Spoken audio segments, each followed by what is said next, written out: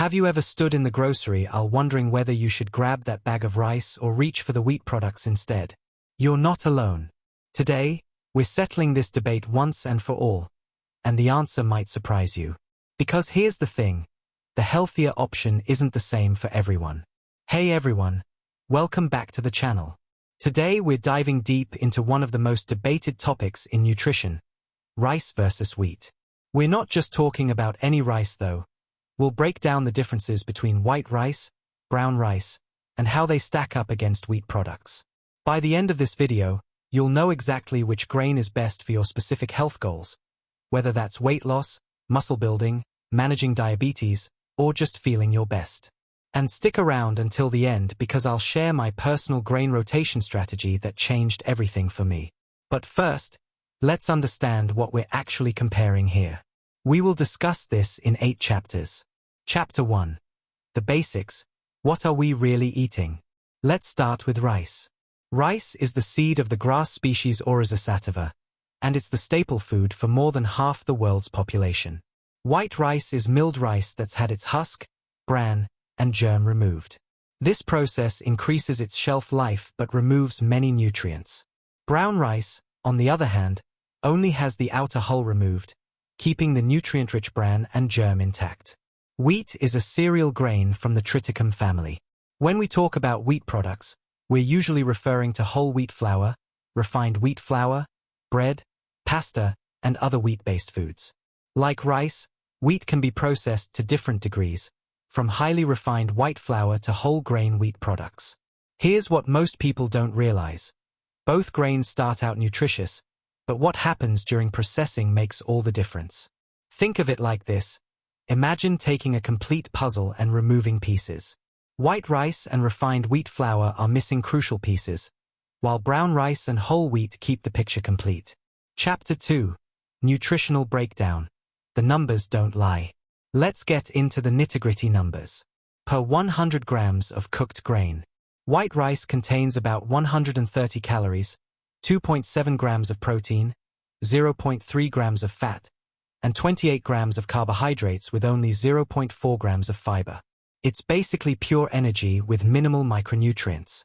Brown rice packs 112 calories, 2.6 grams of protein, 0.9 grams of fat, and 24 grams of carbs with 1.8 grams of fiber. But here's where it gets interesting.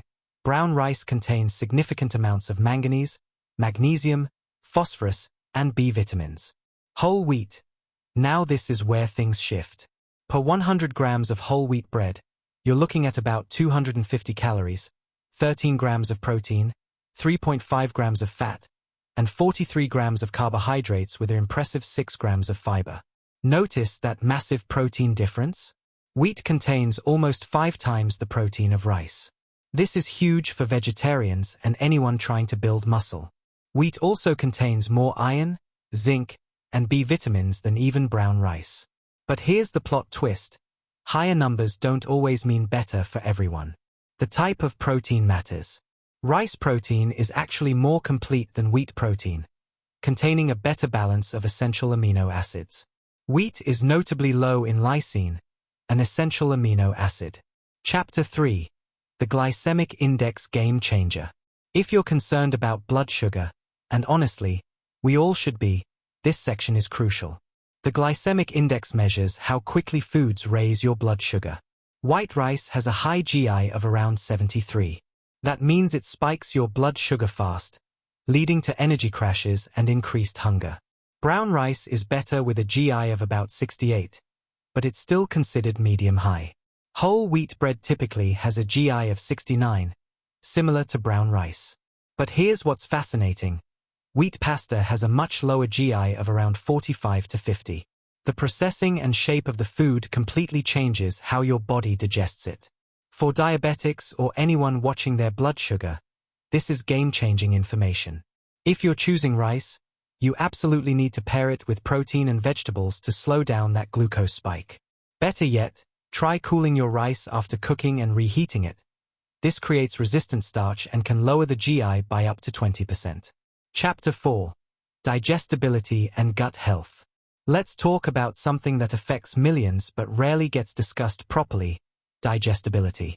Rice is naturally gluten-free, making it the clear winner for anyone with celiac disease or gluten sensitivity.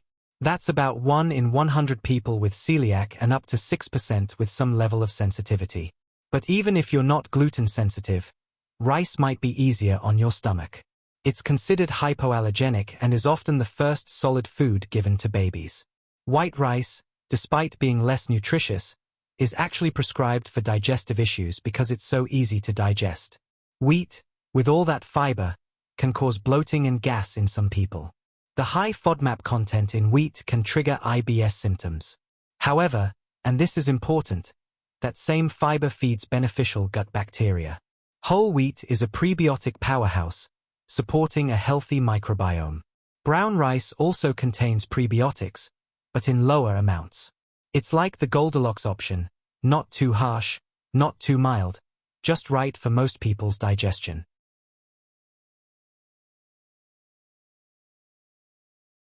Chapter 5. Weight Loss, the surprising winner. If you're trying to lose weight, pay close attention. Studies consistently show that whole grains, whether rice or wheat, support weight loss better than refined grains. But between brown rice and whole wheat, wheat has a slight edge. Why? It comes down to 3 factors: fiber, protein, and satiety. Whole wheat's higher fiber and protein content keeps you full longer. In studies, people eating whole wheat products consumed fewer calories throughout the day compared to those eating rice. But here's the strategy that works.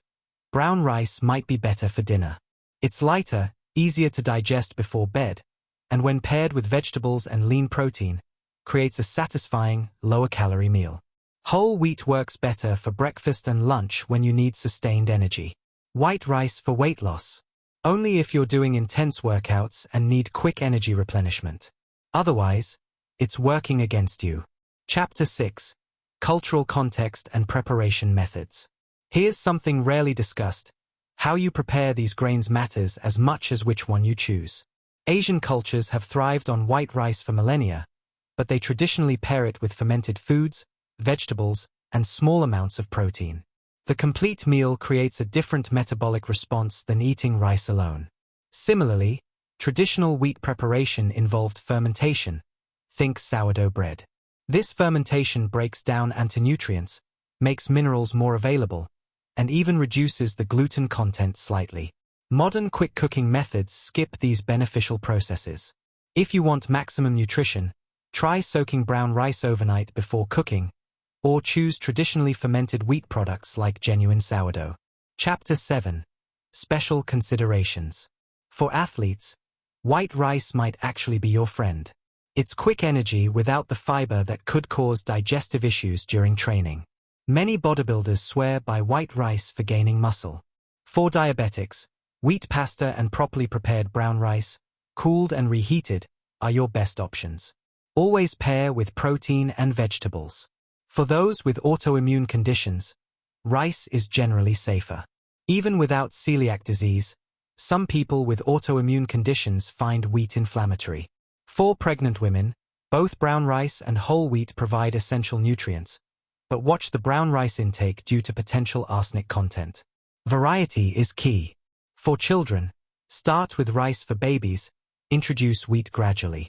Children often digest white rice better than brown, and that's okay. Focus on overall diet quality. Chapter 8. The Environmental Impact. Quick environmental note because this matters too. Rice production uses significantly more water than wheat, about 2,500 liters of water per kilogram of rice versus 1,500 for wheat. Rice paddies also produce methane, a greenhouse gas.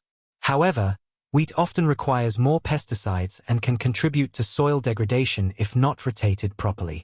There's no clear environmental winner, but choosing organic and supporting sustainable farming practices makes a difference regardless of which grain you choose.